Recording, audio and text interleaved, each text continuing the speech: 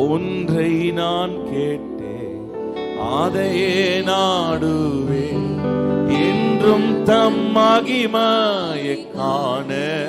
உங்க சத்தம் உயர்த்தி, ஒன்றை நான் கேட்டேன், அதையே நாடுவேன், என்றும் தம் மகிமையை காண.